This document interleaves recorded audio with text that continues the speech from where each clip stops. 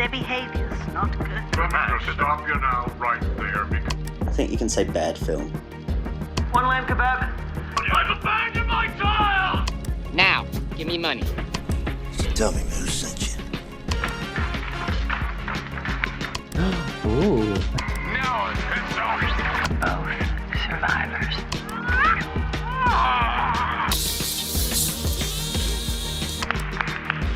I thought you were real. Son of a bitch!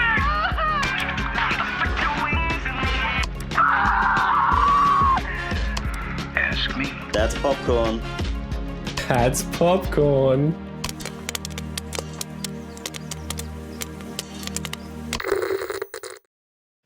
Hello, everybody. This is my podcast voice, and welcome to whatever this thing's called. I don't know what it's called yet, James. You don't know what it's called yet, do you? No, Do you I've got some good ideas. I don't have a podcast voice though. Oh, really? I just have a voice. But you know, maybe I can learn. Maybe I can It's a get one lot- over time. It's a lot like my real voice, just a little bit more obnoxious. just dial up the obnoxiousness a bit, I think. So the premise, I guess, of this, considering we don't have a name for it, is that we watch one like critically acclaimed, audience-loved film from a year, and then we watch another critically panned, audience-hated film from the same year. Does that sound right? The very That same sounds year. good. We compare and contrast. Yes, and that was too long a title, I think. So we probably won't go with that. We'll probably come up with something better. Maybe we'll see what happens. So we decided to kick it off with 2007, which was a good and bad year, which is It's a great year. In this episode, we're going to go through some of the movies that we've kind of found and identified as being really good ones and being, you know, less loved films. And I think you can just say bad. Can I? I think you can say bad film. I feel less loved saying bad. I feel like if you start off saying, like, trying to avoid the word bad, it's gonna pop up just accidentally. It's like, this was bad. Oh no, Oh, no. we've got to recut. We'll just bleep it out every time. Fix it in post. Anyway, this film was bad. Cool. Shall we run through the whole list, or do you think we should just go through the great films first and then... I reckon we do great films first. Great films first. Okay. Because it's a different number. So if you did one good, one bad, or Yeah. one good, one... And then we're Not. already comparing them, I Yeah, think. that's true. And also there's a different amount, so you'd just be like talking, you get to the end of one list and just be, well, I'll just be silent. Yeah. Mm. Yeah. And I think I can already anticipate that this section where we go through all of these films is going to be incredibly long, but we will do it quite fast. Yeah. So Yeah. the great films we've got are There Will Be Blood, No Country for Old Men, Into the Wild, The King of Kong, A Fistful of Quarters, The Bourne Ultimatum, Ratatouille, 3:10 to Yuma, Atonement, Michael Clayton, Juno, and American Gangster. Do you want to give us a list of bad films, and then maybe we'll go back and we can start deliberating? I can give the list of bad films. We have I Know Who Killed Me, Red Line, Scar, Codename The Cleaner, Because I Said So, Kicking It Old School, Epic Movie, and Daddy Day Camp. It's a good list. It's I'm already it's a more good excited list. about the bad films. Absolutely, because you've just sort of naturally seen good films. Yeah. Bad films, I've not heard of half of them. Codename The Cleaner has never appeared to me before. And that sounds great. Okay. Great films. What do you think? What do I think about great films or those great films? What do you think about these great films? I remember These seeing, great films. I saw No Country for Old Men at the cinema when it came out. Remember cinema? I saw it twice at the What? cinema. Yep. And I never go to the cinema. So for me to see that twice, that's up there. That's an enemy of the state territory, which I also saw twice at the cinema. Not quite Titanic territory, but it's how up many there. how many times did you see Titanic? I saw Titanic 3 times in the cinema. What? Isn't that like 9 hours of your life? That is 9 hours of my life, and I don't regret it. Fair enough. How old were you? I think that was 2000. No, it wasn't. It was 1998. Yeah. I would have been 14.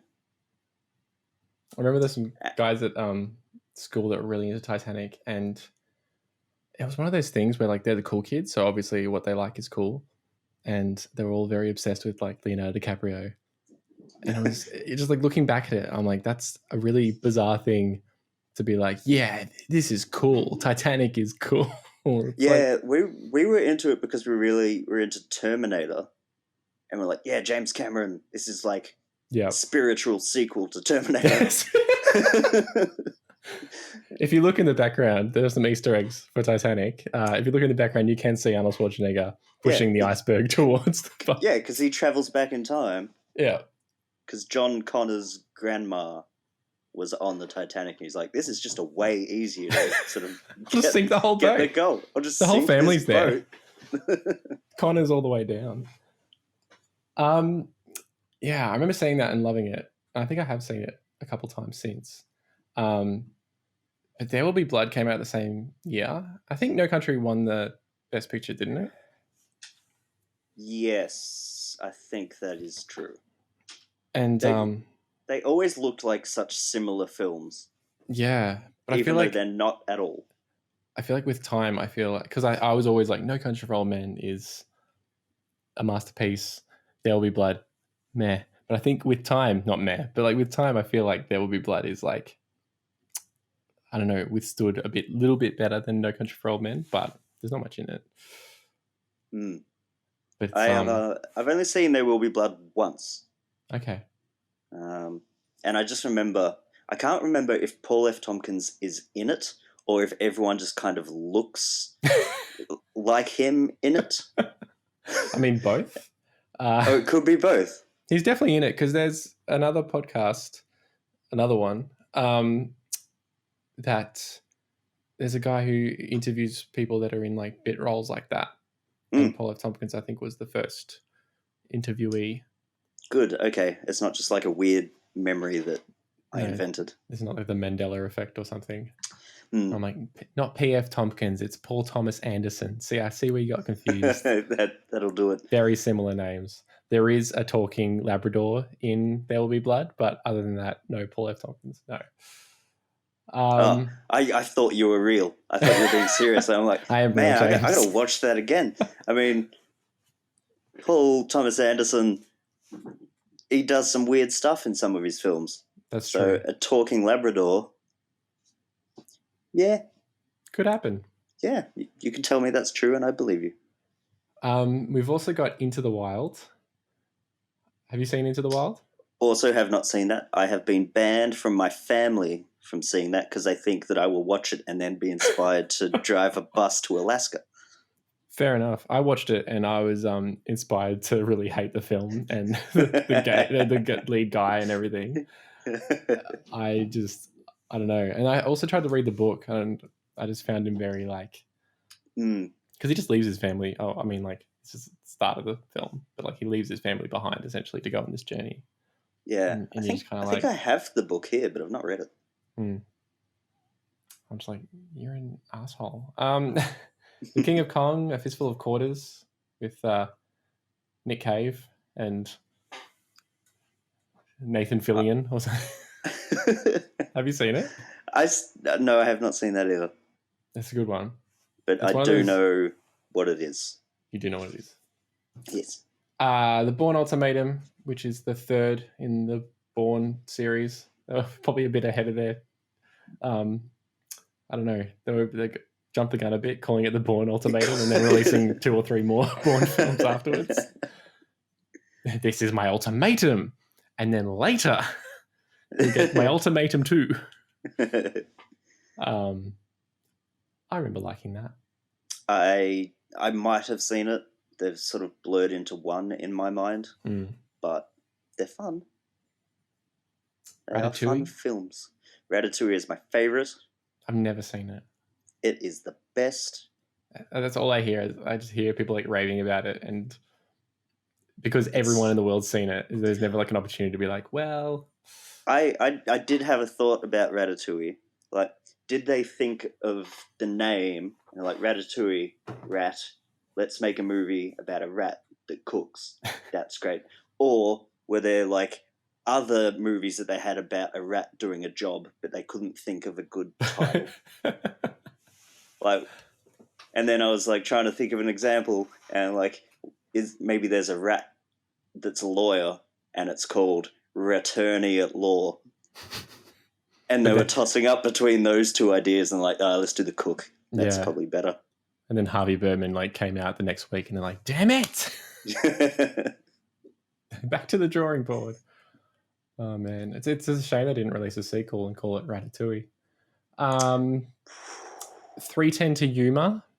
I was surprised to realize that I have actually seen this film when I was reading it. And I haven't, but it did come out around that same time as There Will Be Blood and No Country for Old Men, and it sort of fit into that period of films where it's like, this is from an old time in America, even though that's not what No Country for Old Men is, but I still fit it into that bucket. Yeah.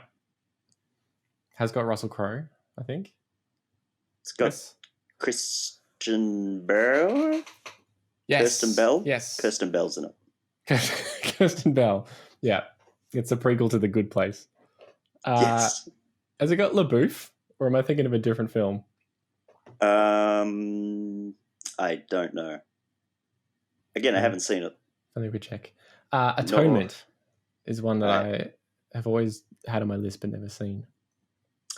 Yeah, I haven't seen it, but I do remember my family talking about it, and there's a swear word that maybe grandma shouldn't hear. That's like the extent of my knowledge. And Keira Knightley wears a green dress. Yeah, and it's got Baby Saoirse. Baby Saoirse Ronan. Yes.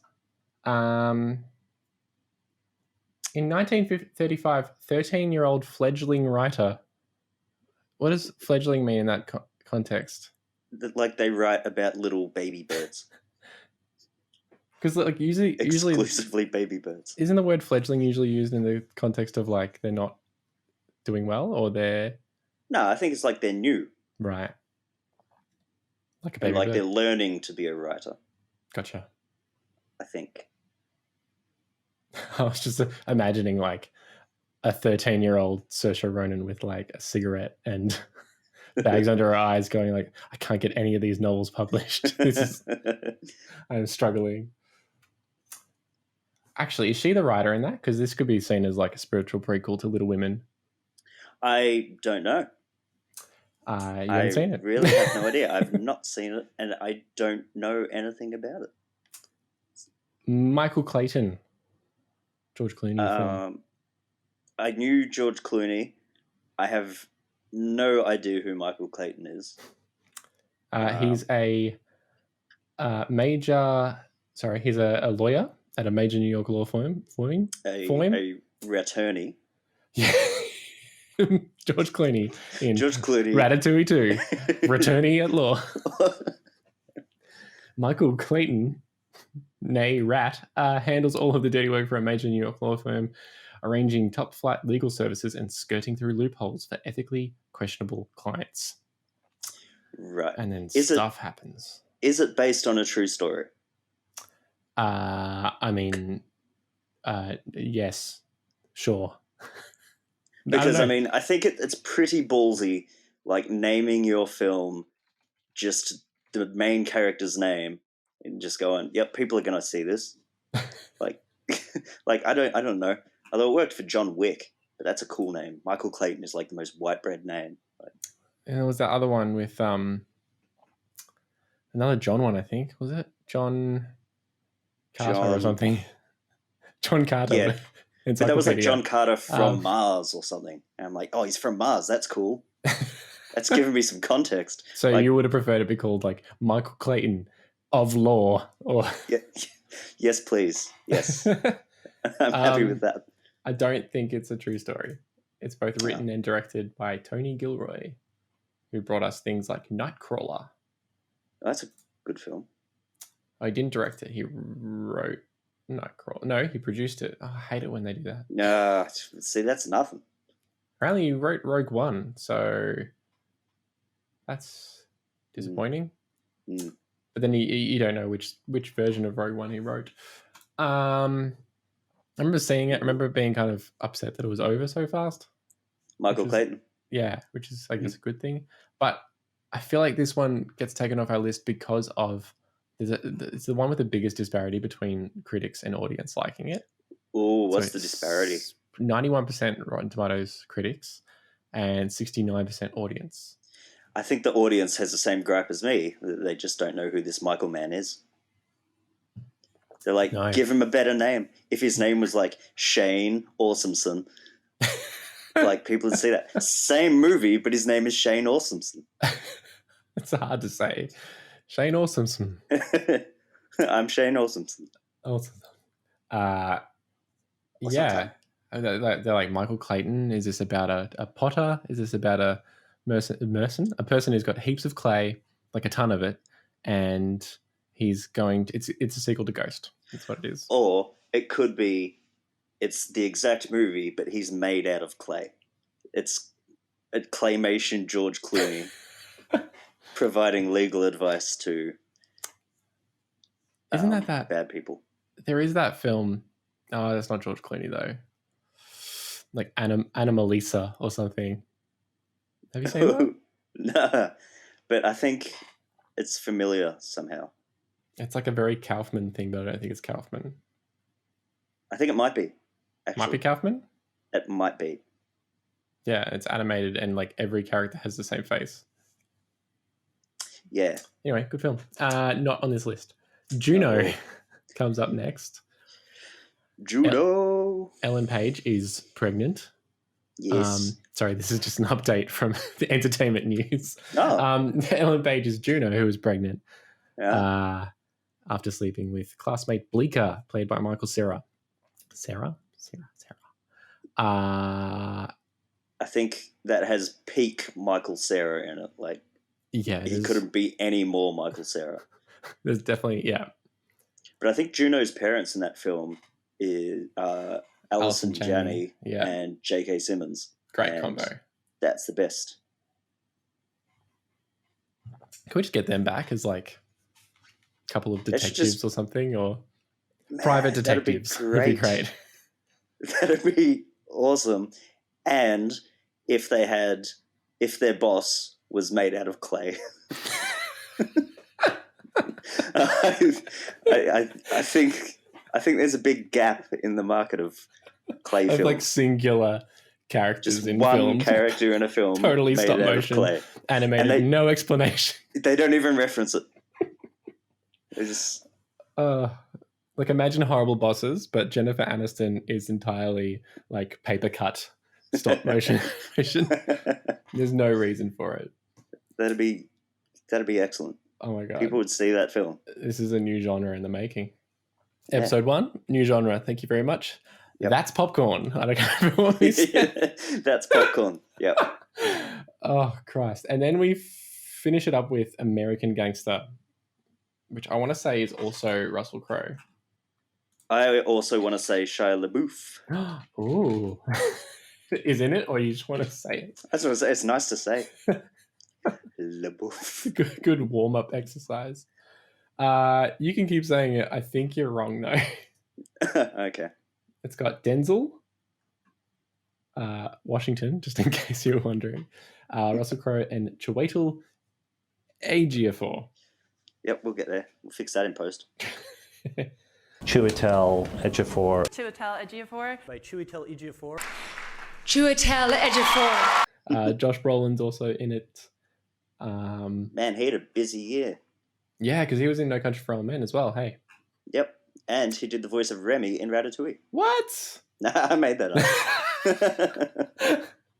up.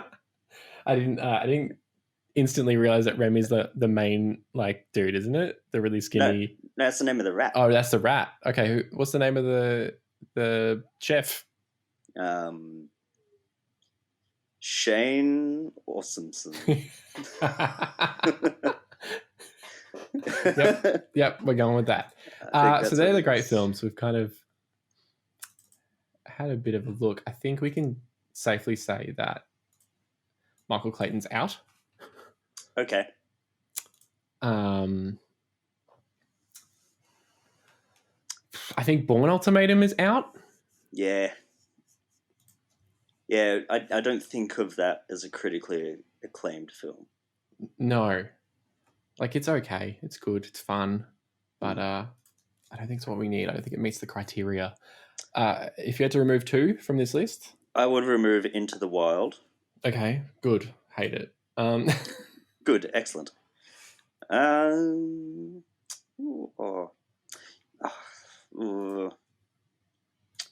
Remove American Gangster. Oh. Or not, or don't. No, I just said that because, I don't know. No, I'm happy to do that. All right.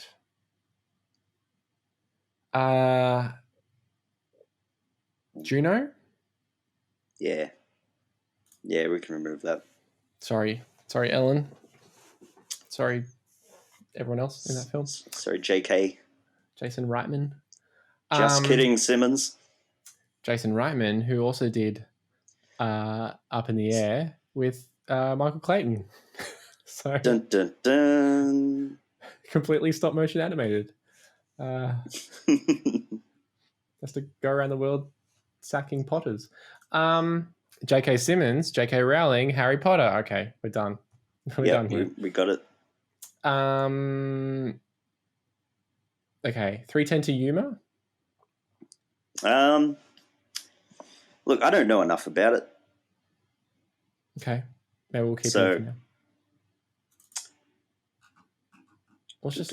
What happens in that? Russell Crowe plays a desperado whose accomplices stage an ambush after he's taken into custody by a determined local sheriff in this remake of the 1957 film starring Glenn Ford and Van Heflin. James Mangold directs a script based on the Elmore Leonard short story and penned by Stuart Beattie, Michael Brandt, and Derek Haas. Wait, what? I did not know it was an Elmore Leonard story because his stories are quite good. Okay. Also, that dude was like writing for years and years and years and wrote like all these cowboy stories, and then all of a sudden it's like, you know what, I'm going to change genres a little bit, and then wrote Rum Punch, which ended up being Jackie Brown, and Get Shorty, and that one with J-Lo with Michael Clayton, Out of Sight. What? Yep. 7 Degrees of Michael Clayton. So yeah, he's got some good stuff, and that entire series, Justified, he wrote that. Well, what that was based on. Guy whose name I always forget. Timothy Oliphant. That's the one. Okay, well, we'll leave 3:10 there for the moment. I think, like, if it comes down to it, I don't know. How do you pick between There Will Be Blood and 3:10 to Yuma? Yeah, I mean, we'd have to flip a fistful of quarters, I reckon.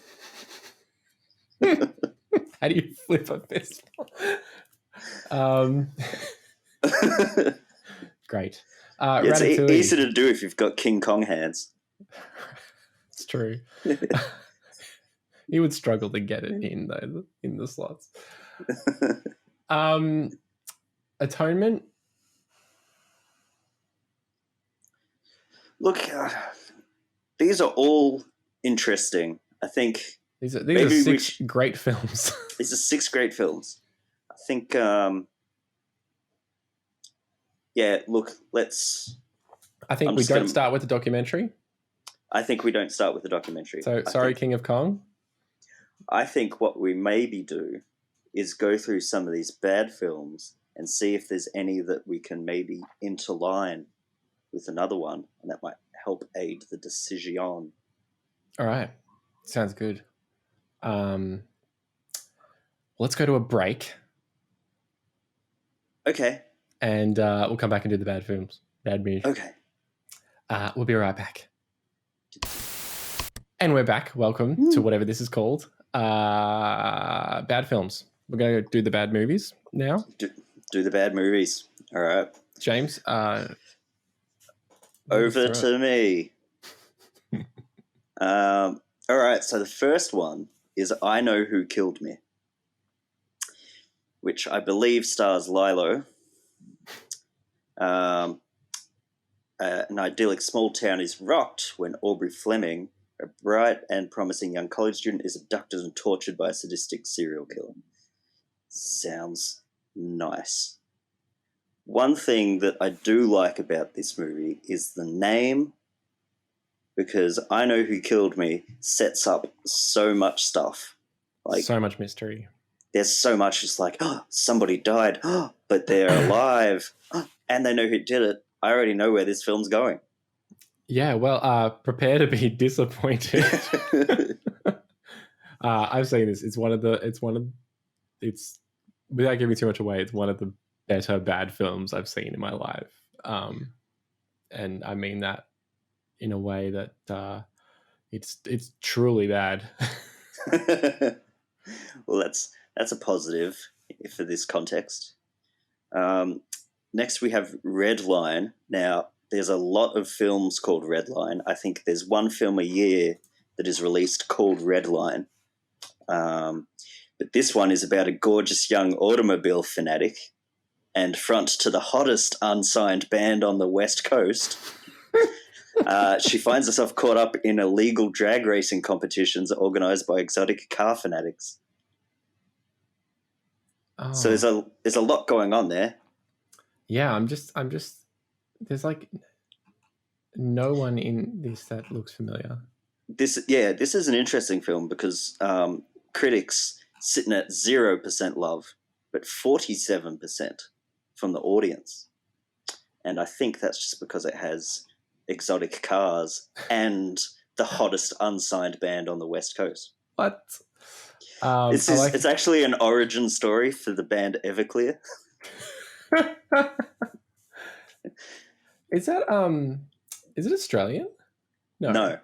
Oh, I think West there's Coast. No, it's not. It's in WA. Perth. It's set in Subiaco.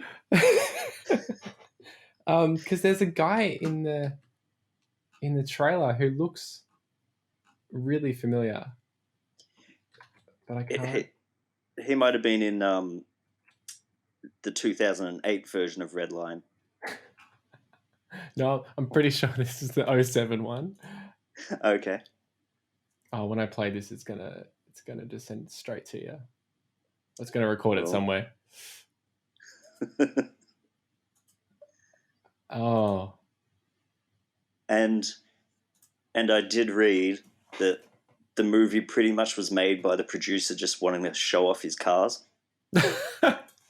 So, I think by even just that synopsis, it sounds like somebody's just like, I want to show off my cars.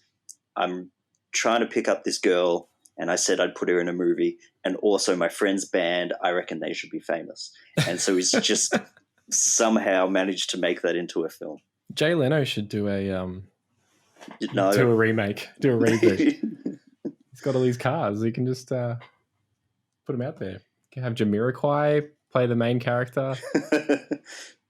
See, I'd see that. Look, that looks truly like a film. Yeah, that looks pretty next awful. We've got Scar. Scar, I'm cutting off the list straight away because it just looks yuck. Okay. It's about a serial killer, again, who kidnapped and tormented somebody. It just doesn't look good. Just looks and unpleasant. Also, it wasn't on Metacritic at all. It does not exist. It does not exist. I searched for the director, I searched for actors and tried to link, and it's just been wiped. Oh my god. So I don't know what that Scar's says. gone. Good. Scar's gone? Isn't that is that the guy who played It? Codename The Cleaner. Codename The Cleaner. Yeah, it doesn't look great, but it's got Lucy Liu, who's made plenty of good choices. Codename The Cleaner also has, I think it is Cedric the Entertainer. It is Cedric the Entertainer. He Yep. was in a lot of films around 2007 and not many since. And I hypothesize that maybe this film had something to do with that. Oh, like this might be the This fall could have, from grace. yeah, when he had to change his name to Cedric, mildly entertaining, but not enough to be called the Entertainer. He should have just changed his name to something catchy like Michael Clayton. Yeah, absolutely. Codename Michael Clayton. Codename Michael Clayton. Oh god. You can literally put codename in front of like every film, right? Mm. Maybe. I haven't really thought this Codename Redline. I like that. So I went to the IMDb page for Codename the Cleaner, and the first trivia that pops up is Elizabeth Hurley was the first original choice for the character of Diane. Obviously, we haven't seen this film, so we don't know what Diane's like. But I scrolled up to see if Diane was a known actress. Nicolette Sheridan. Oh, from Desperate Housewives fame. Yep. So not completely unknown. I just like that in her IMDb filmography is Canon C300 demo XXIT short. And it's a character name. Like, she plays Nikki Williams in a Canon C300 demo film. Yeah, well, you've got to start somewhere. Yeah. Or end somewhere. I don't know whereabouts in her career this happened. Oh, no, that's her fall from grace. Codename Canon C300 demo. And we're down. Now we've got Because I Said So, which sounds like the sequel to I Know Who Killed Me. Yeah, I think it is. There's not enough films that are just phrases from the movie. I know what happens in this movie. Oh my god, am I in a movie? That would be good. I'd watch that.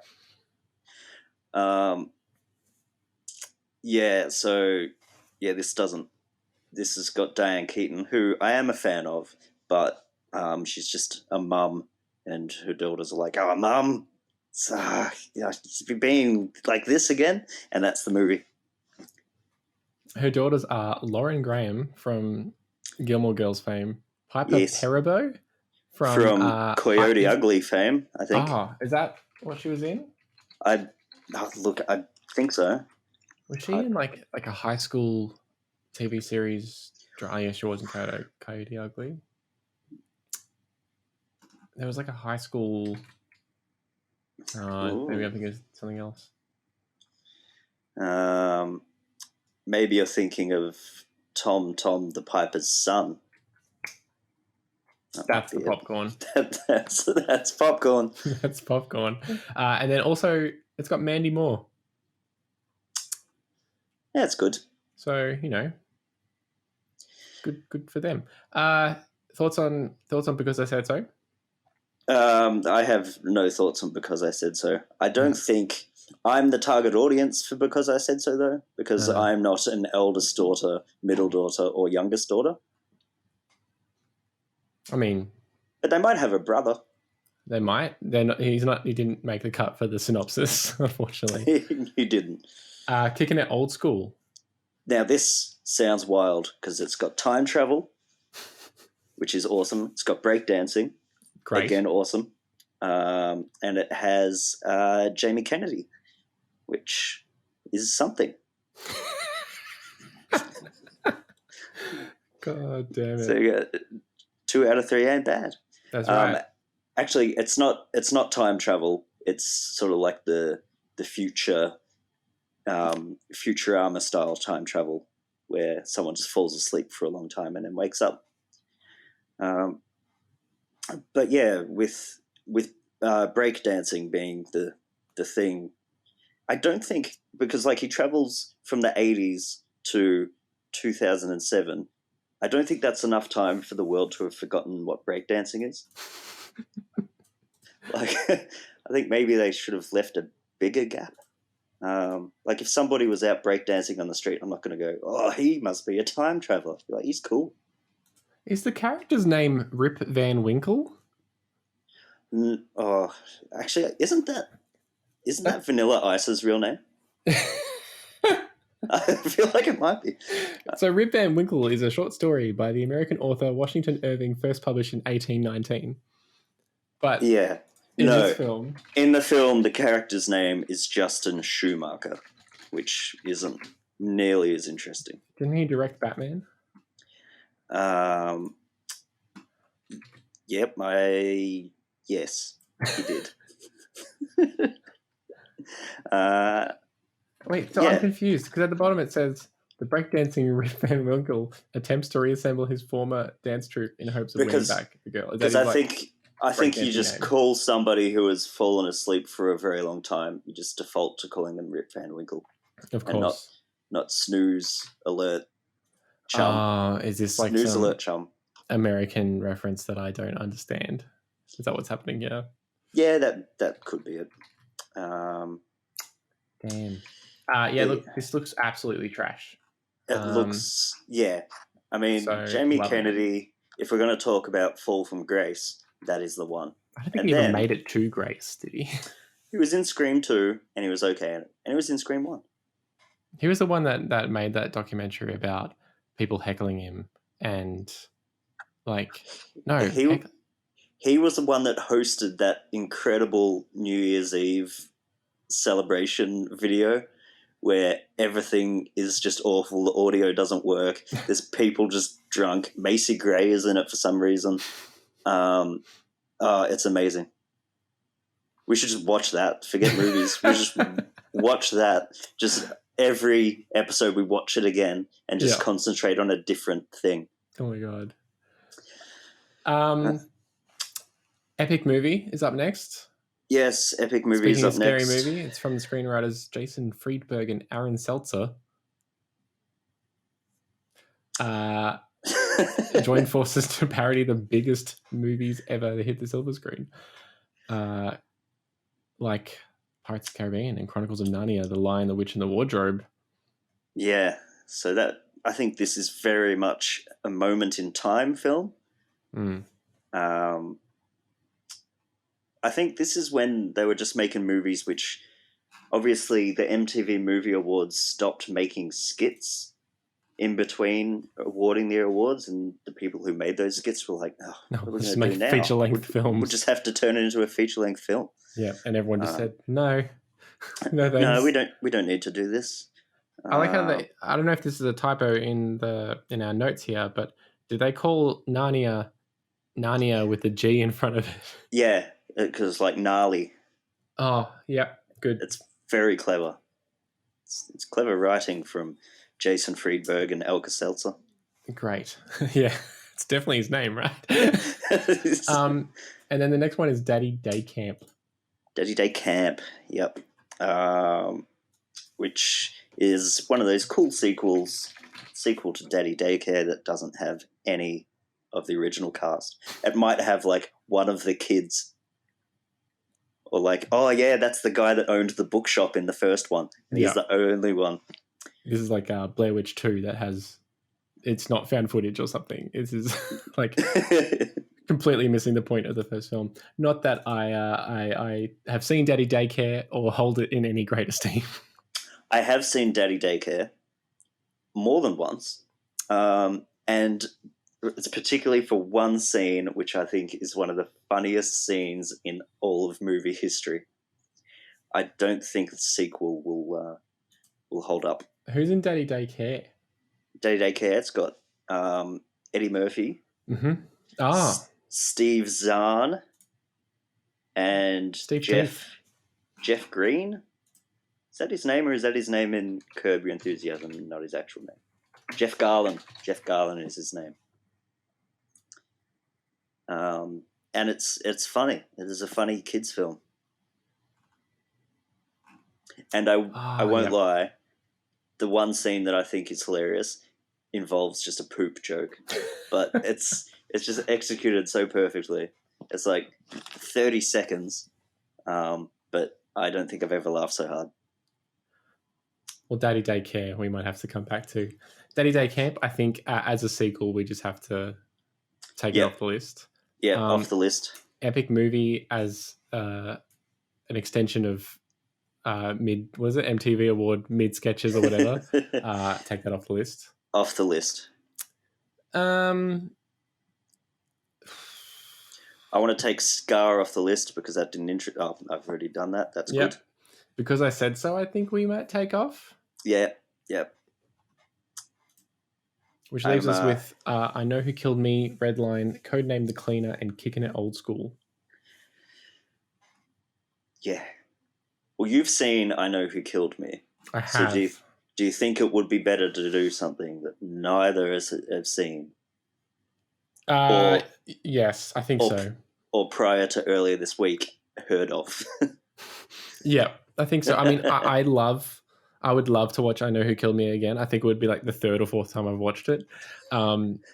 It's almost up there for me with like The Room. It's maybe not quite as like, surreal like The Room is. Like it's just a bad film. But yeah, there's a lot of choices in it. You just go, that was the take. That's what I they guess went with. that was the best one you had. Must have run out of film on that digital camera. But no, yeah, we'll take that out. Which leaves us with Redline, Codename The Cleaner, Kicking It Old School. I'm leaning towards getting rid of Redline. Yep. I would agree with that. It just sounds like a bad Fast and Furious. It sounds like a terrible Fast and the Furious. Which leaves us with Codename The Cleaner and Kicking It Old School. Should we go back to the great ones? Yeah, and sort of work out which one would be a good match. So Codename The Cleaner, like guy at the wrong time, and there's undercover things and like the CIA and baddies. Kicking It Old School, time travel, breakdancing. So, from my understanding, No Country for Old Men didn't have a breakdancing scene. He does spend the first scene mostly lying down, but I don't know if you could call that breakdancing. He breaks a leg, and not in like a go break a leg, like actually breaks a leg. I think Javier Bardem's haircut in that film would have been perfect for breakdancing because it's sort of he could have just been spinning for days. Yeah, he has got a helmet head going on there. Ratatouille. I think we take Ratatouille out. Take it out. I still want to see it, but that's fine. 3:10 to Yuma, I think we take out. It's not any of the top two. Yeah. Which leaves There Will Be Blood, No Country for Old Men, and Atonement up against Codename The Cleaner and Kicking It Old School. You know what? I think I've got it. There Will Be Blood. Oh no. Better call Codename The Cleaner.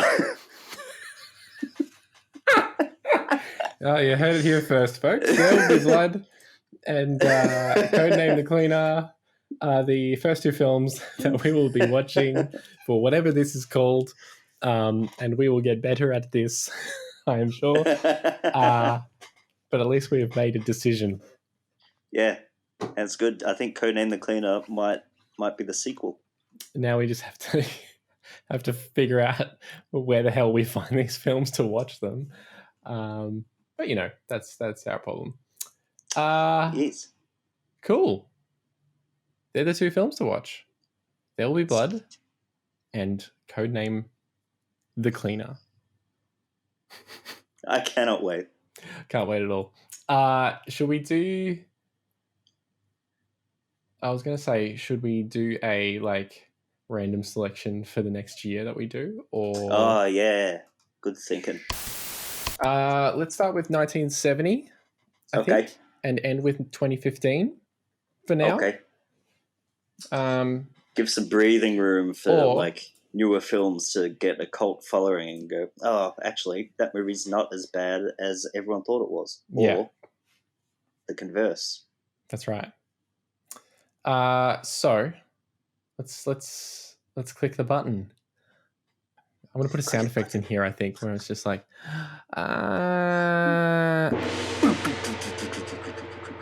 1998. 1998. Oh, know what movie came out in 1998, Richard? Do I? Oh, yeah, I'll give you a clue. I might have seen it a couple of times at the cinema. Oh my god! Is that movie with that cool Leonardo DiCaprio in it? He's very cool at the end of it. I've just written it in. Oh no, I wrote it in the wrong year. I don't even have 1998 in our list. Maybe it was 1999. I don't know. I think it was December 98. 97. I've got it in my 97 list. December 97 to January 9, because it was in cinemas for like 4 months. Yeah. Yeah, well, we're gonna have to do some research because I have no 1998 in this entire list of years. Somehow, Excellent. That's the 1 year that's been skipped. We can do that. Because I think when I went through and I looked for like best films, they never happened in 1998. So I don't know what happened. Did the Writers Guild just like stop working or something the year before, or who knows? Well, Academy Awards 1999 would tell us. Yep, I can't even spell Academy. That's good. Because actually, nothing did happen in 1998 because that's when Shakespeare in Love won everything. Oh, Ben. Well, we're gonna have to work on that. But 1998 is the next year. Until then, go watch There Will Be Blood and Codename: The Cleaner. The Cleaner. God, take two on that. It's not Colin the Cleaner. Codename Michael Clayton the Cleaner. Codename The Cleaner. There'll Be Blood. They're the films. And we'll watch them and come back and talk about them, and then we'll do 1998. Hooray! Hooray! Thanks, everyone. Bye. That's popcorn. That's popcorn.